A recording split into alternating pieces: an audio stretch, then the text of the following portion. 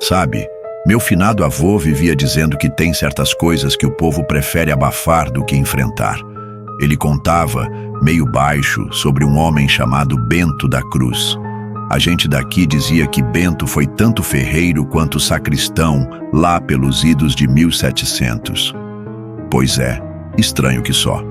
Mas, segundo meu avô, aquele sujeito tinha um talento raro para lidar com ferro e fogo. E também tinha uma fé, num grau que parecia exagerado. Dizem que Bento ajoelhava para rezar de hora em hora, sempre benzendo as ferramentas antes de usá-las. Só que de uns tempos para cá, passou a correr uma conversa sinistra.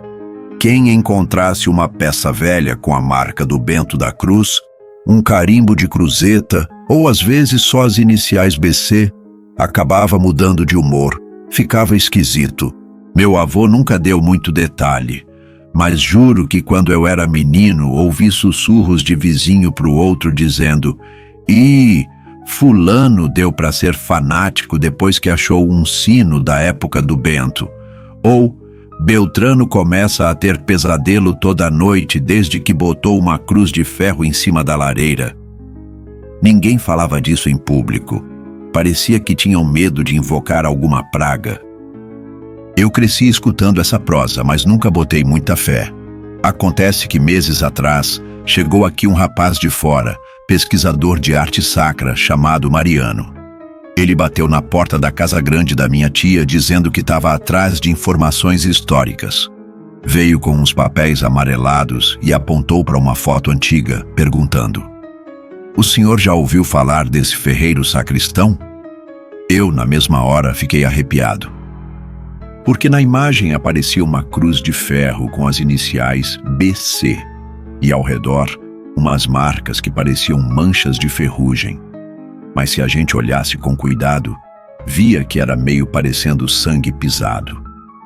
Mariano contou que estava escrevendo um livro sobre artefatos religiosos do período colonial e, nas andanças dele, topou com relatos de um grupo de inquisidores clandestinos que agia nessas redondezas. O que mais intrigava ele era descobrir como Bento da Cruz, sendo sacristão, podia ter se metido com gente que praticava tortura e punições em nome da fé.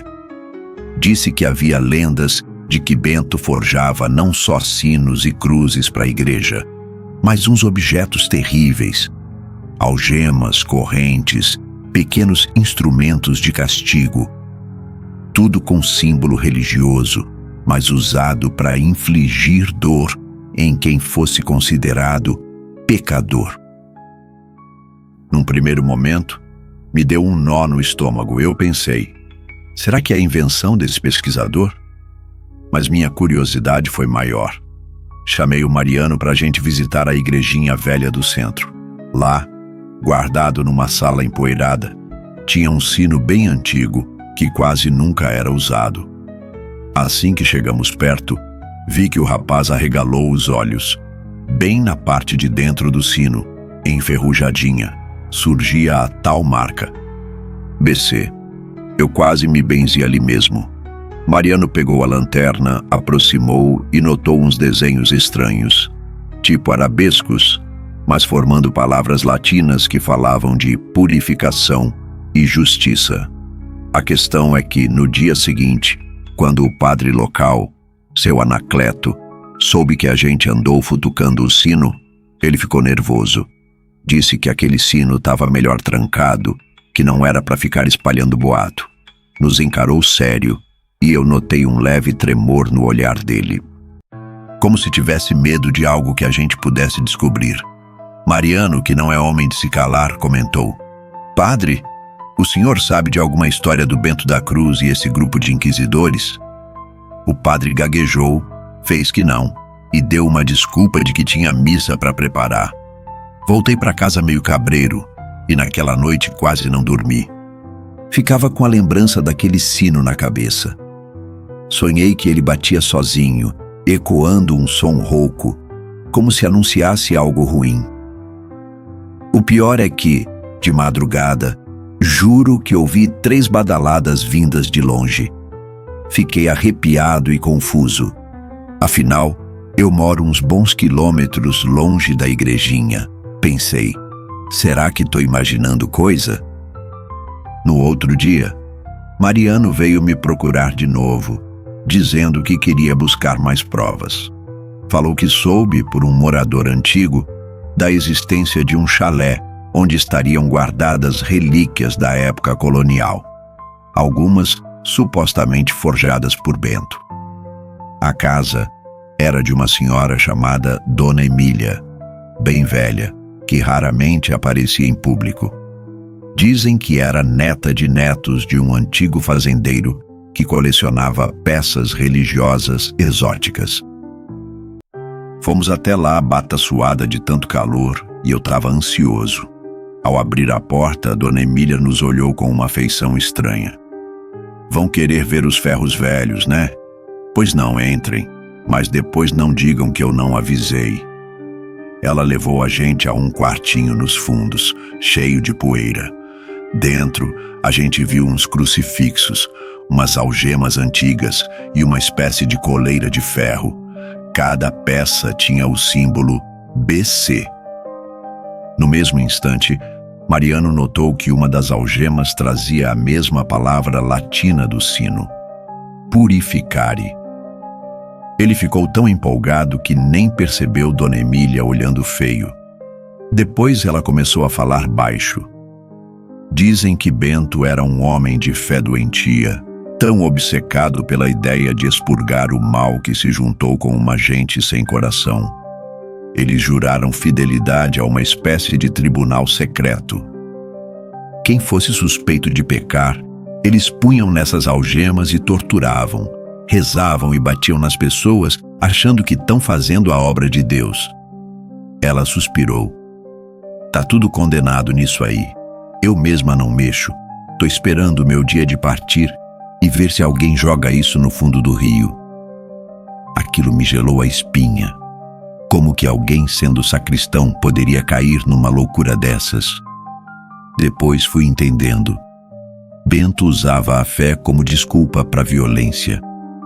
Talvez se deixasse cegar por gente pior que ele mesmo. Mariano tirava fotos, fazia anotações e eu não conseguia desviar o olho da coleira. Tinha pinos por dentro, capaz de furar o pescoço de quem usasse. Tristeza danada imaginar quem sofreu aquilo. Saímos do chalé com o coração pesado. E as coisas só pioraram nos dias seguintes. Algumas pessoas da cidade começaram a agir de modo estranho. Mariano veio correndo me mostrar uns manuscritos que encontrou no arquivo municipal, escondidos num fundo de gaveta.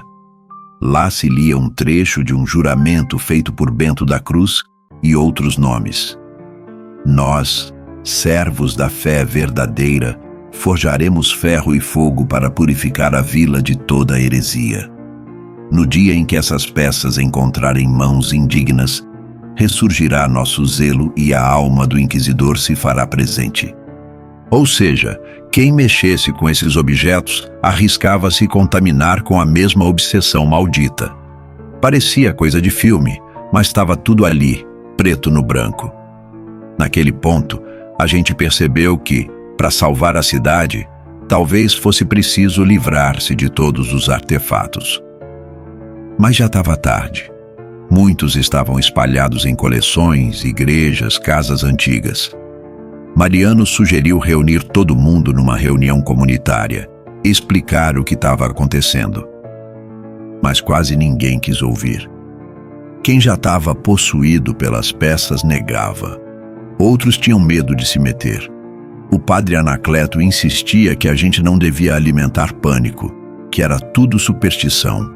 Só que eu notava o suor escorrendo da testa dele. Parecia nervoso, como se escondesse algo mais. Uma noite, o sino da igreja soou sozinho. Gente acordou assustada, cachorro latiu, e uma meia dúzia correu para a porta da igreja para ver o que ocorria.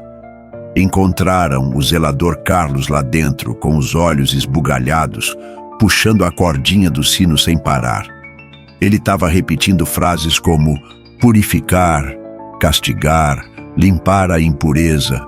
Foi preciso 4 homens fortes para tirar a cordinha das mãos dele. E sabe o que acharam no altar recém-colocado? Uma lâmina de ferro com a inscrição BC. Parecia uma espécie de adaga. Nunca vi nada parecido. Tinha cabo de madeira carcomida e cheiro de ferrugem velha.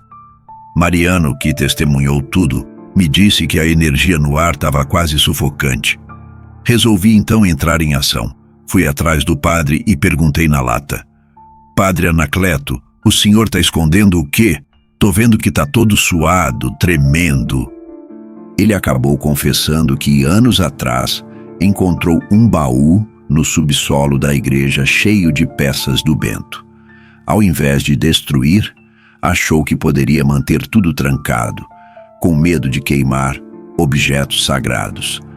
Era devoto ao extremo, mas não entendia que aquilo ali estava envenenando nossa cidade.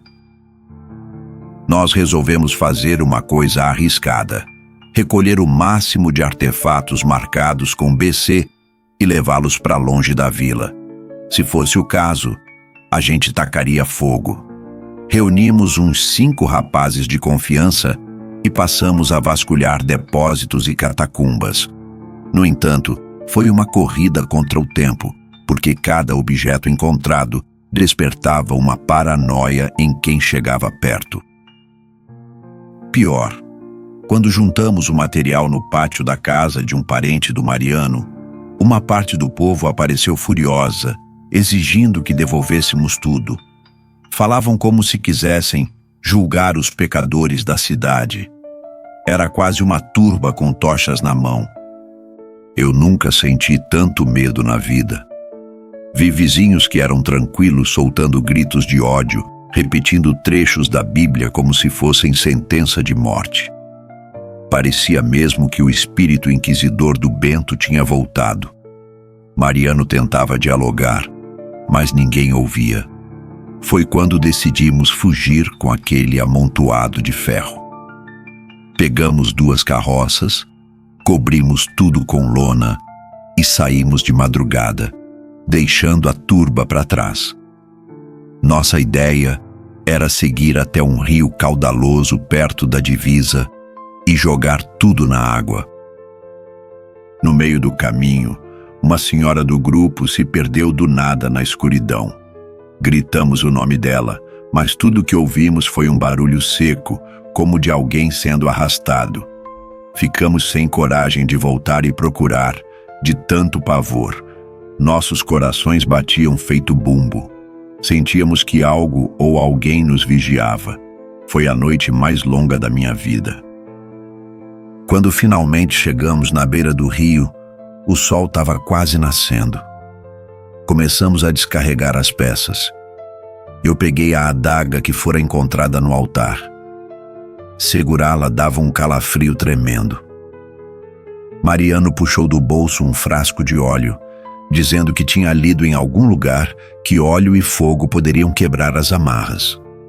Então começamos a espalhar as peças na margem, jogamos óleo por cima e atiramos uma tocha acesa. As chamas subiram de imediato. Naquele instante, juro que escutei uma gritaria abafada, como se 100 vozes chorassem e urrassem dentro da brasa. Foi horripilante, mas a gente permaneceu firme. Depois que tudo virou cinza ou metal retorcido, arremessamos no rio o que sobrou. As águas levaram pedaços de ferro derretido para longe. Ao final, sentimos um alívio pesado, como se tivéssemos arrancado um tumor. Nos abraçamos emocionados, agradecendo por estar vivos. Lá na vila, aos poucos, o povo recobrou a sanidade. Não foi de imediato, mas nos dias que se seguiram, ouvi dizer que o Carlos largou a corda do sino e sumiu na estrada. A Doralice voltou a cuidar da vendinha, meio confusa sobre o que tinha acontecido. Parecia que tinham acordado de um pesadelo. Só que o destino às vezes gosta de brincar com a gente. Passou um mês, tudo tranquilo, até que o Mariano veio se despedir, dizendo que seguiria viagem para continuar a pesquisa em outras cidades. Foi quando, na hora de ajeitar a mala, Eu notei um objeto esquisito no bolso lateral dele. Uma pequena medalha de ferro com as iniciais BC.